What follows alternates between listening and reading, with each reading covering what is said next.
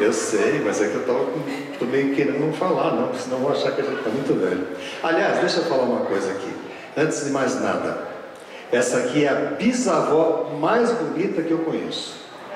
Eu tenho uma bisavó na minha cama do meu lado. Eu sou bisavó, não parece, eu sei. Ah, brincadeira, gente. Nós temos um bisnetinho de pouquinho mais de um ano. É que todo mundo casou cedo lá em casa, viu? A gente já passou dos 50.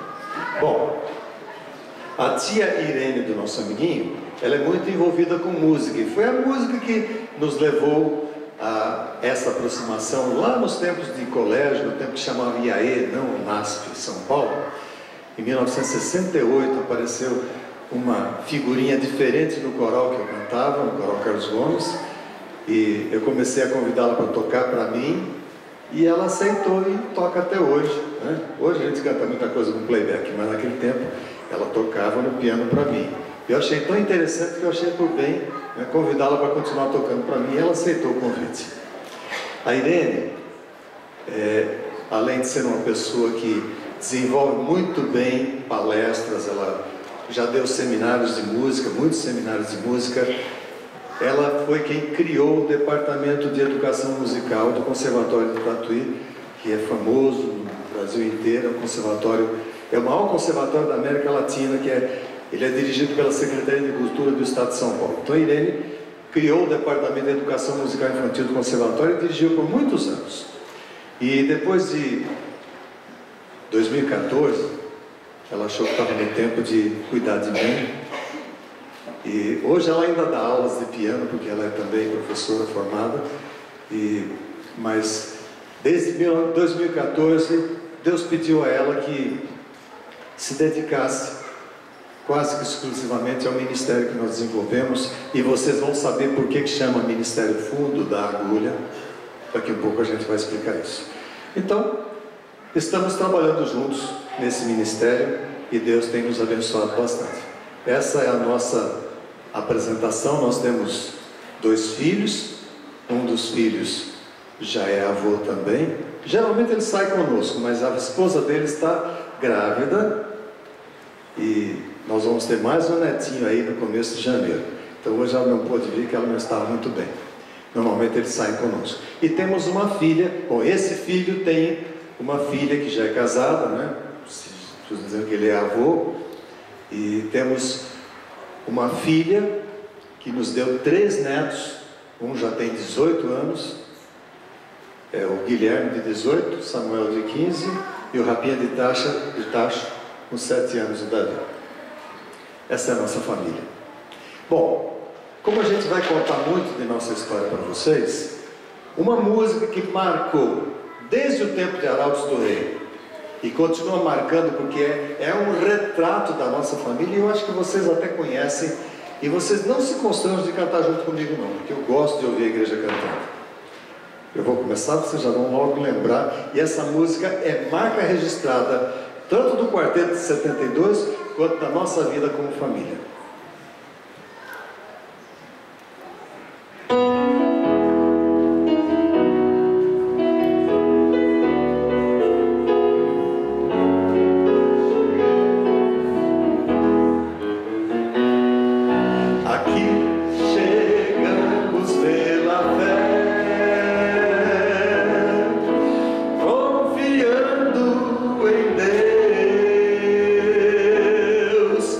A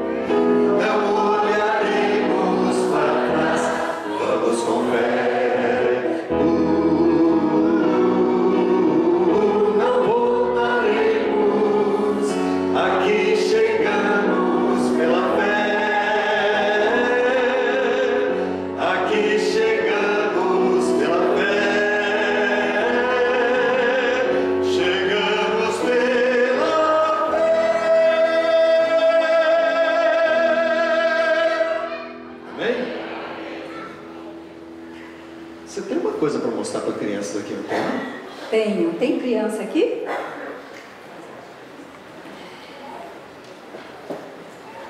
Vocês me viram entrando de bolsa, né? Uma sacolinha. Eu trouxe uma coisa para as crianças verem. Oi! Que bom que você veio aqui. Você sabe dizer o nome desse bichinho? Camelo. Camelo, muito bem. Vem aqui, pode vir. Sabe? Olha só. E sabe, tem mais uma coisa que eu trouxe aqui. Ó.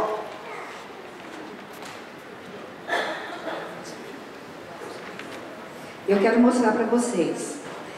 Além de trazer o camelinho, tem também uma coisa aqui na minha mão. Olha aqui, o que é isso?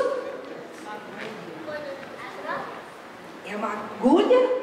É uma agulha, né? Ó. E eu vou agora perguntar, vou ver se tem criança bem esperta aqui. Olha só. Eu vou perguntar para vocês. Será que tem algum verso lá na Bíblia que fala de camelo, que fala de agulha? Alguém já ouviu? Vocês já ouviram falar desse verso? Então deixa eu dar uma dica para você. Pergunta para o papai e a mamãe que ele sabe. Pode perguntar, papai e mamãe. Papai e mamãe sabe? Hein? Tem um verso na Bíblia que fala sobre o camelo? Tem? Então vem cá. Diz lá, como que fala mesmo o verso? Me ajudem. É mais fácil passar o camelo do que um rico. Gente, diz que é mais fácil. Vamos ver. Vem aqui. Quem quer experimentar ver se o camelinho passa pelo fundo dessa agulha? Você acha que dá? Hein? Você acha que quer experimentar? Olha lá. Experimenta. Não pode espetar. Não pode. Sabe por quê? Tem um buraquinho aqui na agulha. E disse que esse camelo, ele pode passar. Você acha que é capaz de passar? Não, né? Eu também estou achando que é meio difícil, né? Olha, a tia Irene vai deixar vocês pegarem. Pega um pouquinho o camelo. Dá um abraço, dá um beijo nele e vai passando para o amiguinho. O nome desse camelinho é Cabu. Ele veio lá da Terra Santa. Eu não fui na Terra Santa, mas ele veio até mim. Né? Eu ainda não tive esse privilégio. Dá um abraço no camelinho e passa para o amiguinho da frente. Viu? Então, é mais fácil um camelo passar pelo fundo do que um rico entrar. Mas que tipo de rico é esse, gente? Que pode, né? Hã? Mas existe... Aí completa depois. Mais pra frente, o que que fala? O que é impossível para o homem? E aí está o grande...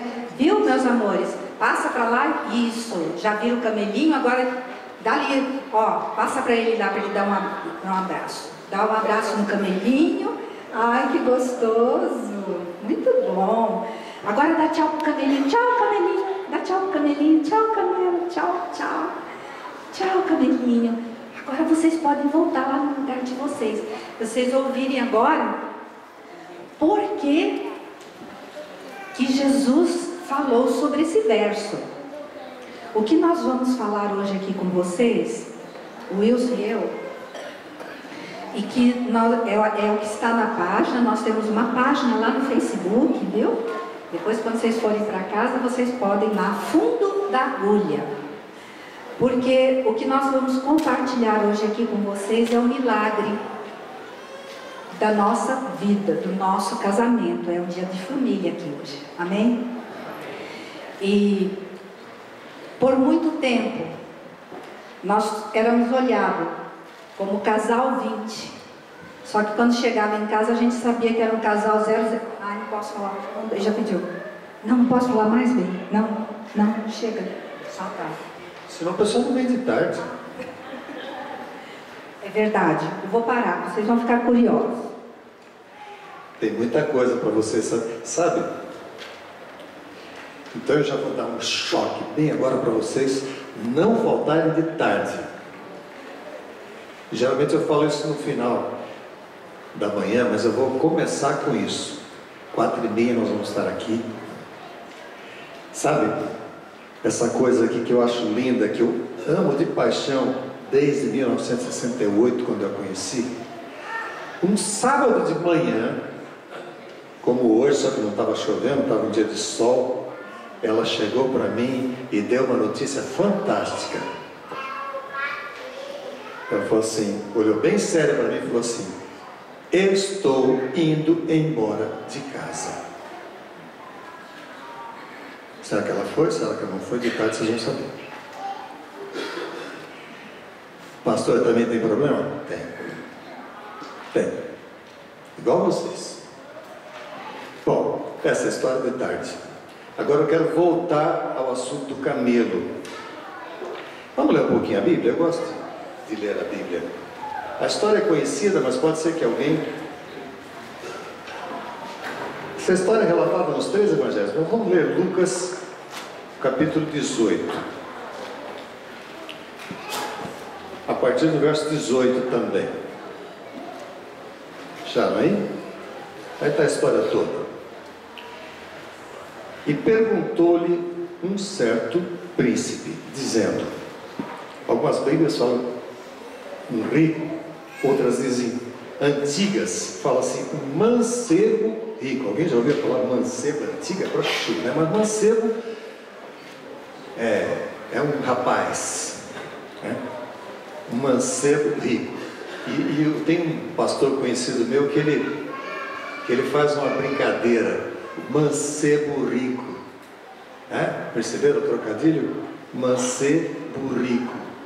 Era mais ou menos isso. Bom, então diz aqui: e perguntou-lhe um certo príncipe, dizendo: bom mestre, que hei de fazer para herdar a vida eterna? Jesus disse: por que me chamas bom? Ninguém é bom senão um, que é Deus. Sabes os mandamentos: não adulterarás, não matarás, não furtarás, não dirás falso testemunho, honra teu pai e tua mãe. E disse ele: todas essas coisas tenho observado desde a minha mocidade. Se fosse no dia de hoje, vamos dizer assim: adventista fiel, guardador do sábado, marca o minuto certinho do pôr do sol na sexta-feira, marca o minuto certinho do pôr do sol do sábado, estuda a lição 7 vezes por semana certinho, dá o seu dízimo fielmente, dá o pacto, distribui folheto sábado de tarde. É o jovem rico, fazia tudo. Então Jesus falou para ele assim: olha, você quer entrar na vida? Faz isso. Ele tá fácil, isso tudo eu faço desde que eu era pequenininho, nascido na igreja, foi batizado, era membro do clube dos lavadores, né? Naquele tempo não tinha isso, mas se tivesse ele seria. Fazia tudo absolutamente certinho. E ele deve ter dado um sorriso e falou assim: obrigado, Senhor, estou salvo. Mas peraí, Jesus não parou aí. Verso 22. Quando Jesus ouviu isto, disse-lhe: ainda te falta uma coisa. Vende tudo quanto tens, reparte-o pelos pobres, e terás um tesouro no céu. E vem e segue-me. E, ouvindo isto, ficou muito triste, porque era muito rico. Era um pouquinho. Ele era rico, mas será que era só riqueza de dinheiro que estava impedindo ele de entrar no céu? Riqueza não impede ninguém de entrar no céu. Abraão era um homem super rico. Salomão, apesar que Salomão deu umas pisadas na bola, mas ele era muito rico também. E a gente sabe que no final da vida ele se arrependeu. Davi era rico. Jó era um homem riquíssimo, era o mais rico do Oriente. Então não é problema de riqueza que não deixa a pessoa entrar no reino dos céus. Na verdade, o jovem rico, ele disse que guardava os mandamentos, mas não guardava nenhum dos dois. Quais são os 2 mandamentos que Jesus disse que se resumem na lei de Deus? Amarás o Senhor teu Deus de todo o teu coração, de toda a tua alma, de todo o teu entendimento. E o segundo mandamento era próximo como a si mesmo. Será que o jovem rico guardava esses 2? Eu vou dizer para vocês por que não. Ele guardava a letra dos mandamentos, mas o Deus dele era 2 coisas: conhecimento e posses. Ele conhecia. Olha, gente, eu estava falando uma lição. Não existia povo mais conhecedor da Bíblia e irrepreensíveis em guardar a letra da lei do que os fariseus. A gente fala mal dos fariseus, mas eles eram os religiosos mais sinceros daquela época. Só que, sinceramente, na boca. Eu estou trazendo um livro. Eu ainda faço traduções hoje, né? A Irene falou que eu trabalho 8, 10 horas por dia ainda quando estou em casa. Eu estou fazendo uma tradução de um livro de uma missionária chamada Corrie ten Boom. Ela escreveu um livro chamado Refúgio Secreto. Ela, talvez você já tenha ouvido a história dela, tem um filme também chamado Refúgio Secreto. Ela era uma holandesa que com a sua família, eles tinham uma relojoaria e a família dela salvou muitos judeus, escondeu dos nazistas, e por causa disso ela foi presa, foi para um campo de concentração, e jamais para o final da vida ela escreveu muitos livros, mas ela escreveu um livro, Cada Dia com Deus, que é um livro de meditações diárias, e eu estou traduzindo esse livro para o português. E numa das suas meditações ela diz assim: muita gente vai se perder por causa de 30 centímetros. 30 centímetros, mais ou menos, né? Daqui para aqui. Entende o que eu quero falar?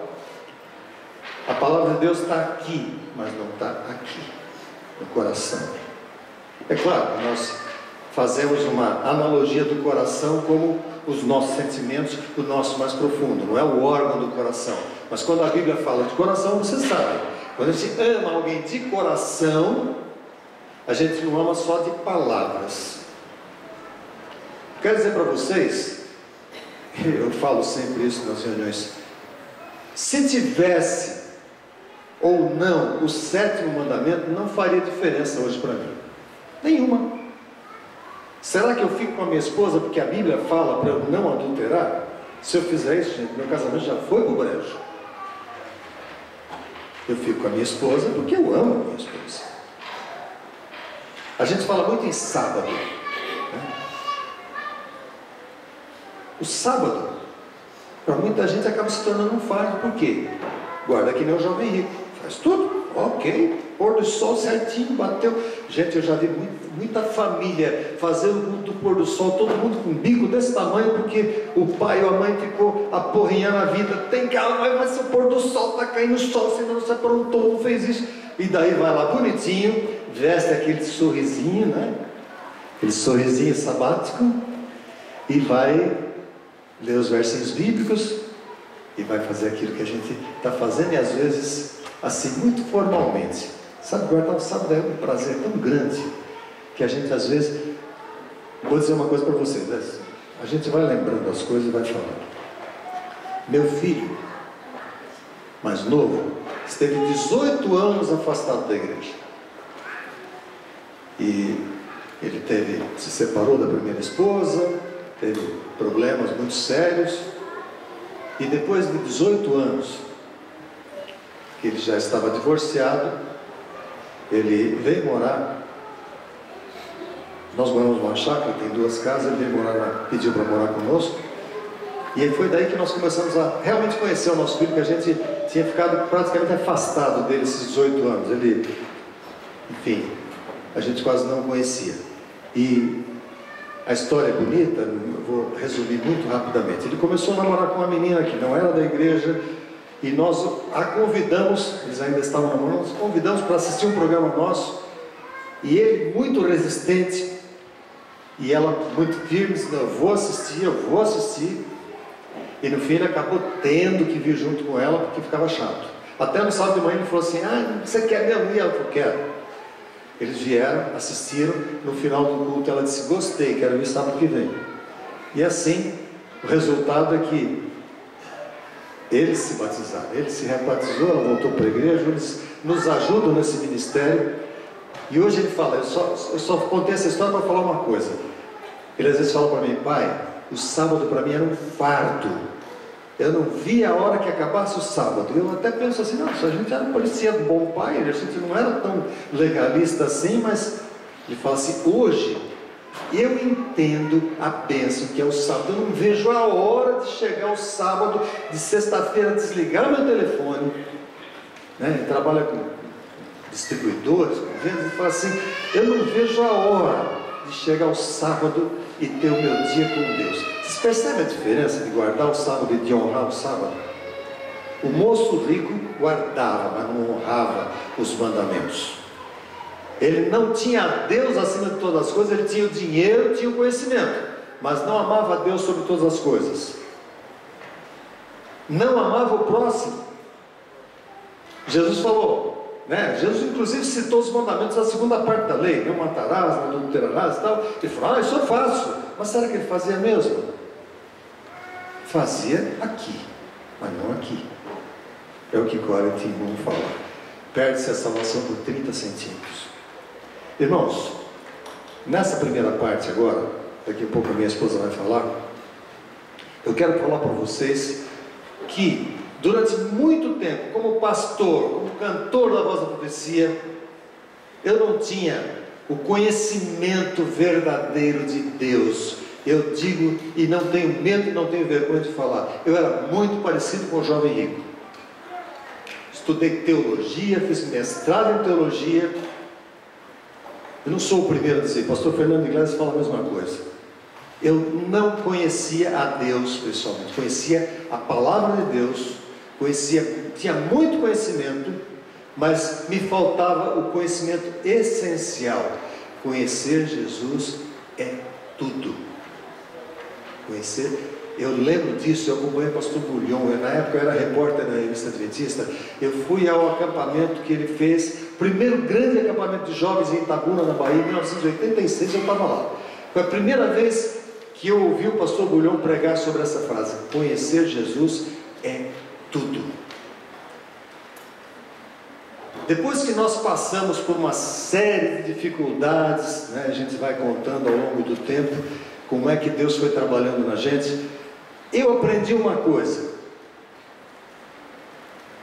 Deus tem 5 prioridades para a vida de cada família.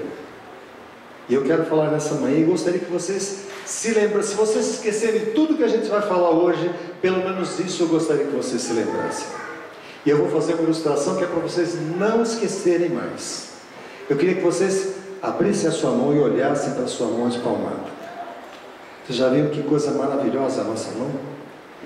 Já pensaram nas pessoas que não têm a mão? A gente não pode dispensar nenhum dedo dela, né? Alguns não têm, infelizmente, né? Nosso ex-presidente não tem isso aqui, né? A gente acha que isso aqui não é muito importante. A mão é uma ilustração perfeita das prioridades de Deus. E eu vou mencionar para vocês as prioridades de Deus. Como é que a gente anda com a mão? Assim, não é? Se a gente levanta a mão, o que é que fica em primeiro lugar na mão? Polegar. Polegar é o dedo mais importante da mão, porque ele é que pega tudo. O polegar é que se comunica com todos os dedos da mão. Quando você fecha a mão, é o polegar que segura a mão. Então o polegar é o dedo mais importante da mão. Quando Deus criou o homem lá no Jardim do Éden, Ele criou o homem para ter comunhão com Ele.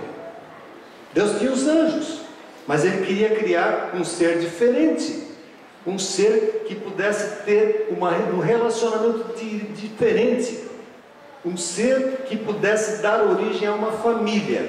Então, quando Deus criou o homem, Deus criou o homem para ter comunhão com Ele. Então eu digo, polegar, nessa ilustração que eu faço, é o meu relacionamento com Deus.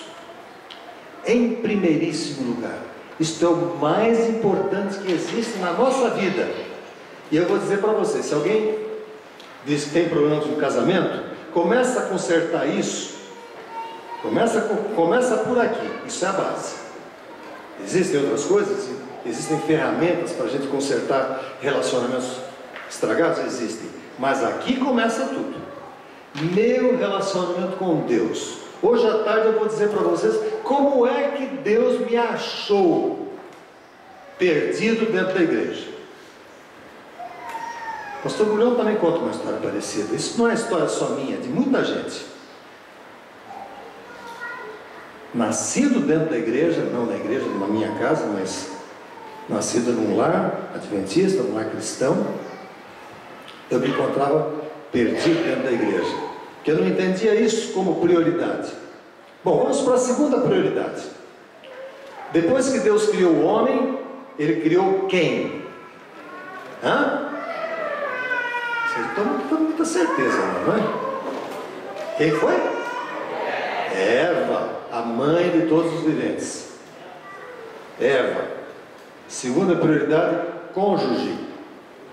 Para o marido é a mulher, para a mulher é o marido.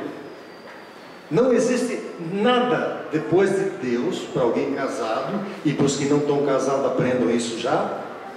Não existe ninguém mais importante nesse mundo do que o seu cônjuge. Tá? Eu não estou lendo os textos, mas vocês conhecem a ordem da criação de Deus. E foi tão importante, eu imagino, quando Adão acordou do seu sono, que Deus fez a mulher. Vocês imaginam a alegria de Adão? Olhou para aquela coisa bonita, para aquela mulher perfeita, e falou assim: puxa vida, essa saiu aqui dos meus ossos, é carne da minha carne. E Paulo diz assim: ninguém maltrata a sua própria carne. Como é que eu posso maltratar a minha mulher? Meu marido é da minha carne. Então, essa segunda prioridade é absoluta na sua vida. E se você pensar diferente, você está contra os princípios de Deus. Eu costumo dizer o seguinte: Deus tem princípios, assim como a natureza tem princípios. Vocês conhecem, por exemplo, a lei da gravidade? Você fala assim: não acredito na lei da gravidade, isso é mentira. Tá bom, você pode não acreditar. Nós temos uma galeria ali, sobe na galeria e pula para ver o que acontece. No mínimo você quebra uma perna ou um braço. Sobe num prédio e pula de lá. Não acredito na lei da gravidade. Tá bom, não acredito, mas você vai pular, você vai morrer, ok? A lei da gravidade independe de você acreditar ou não. Assim são os princípios de Deus. Acreditando ou não nos princípios de Deus, eles existem, e se forem quebrados, tem consequências. Então, segunda prioridade, quem é? Cônjuge. Na hora da criação, quem vem depois?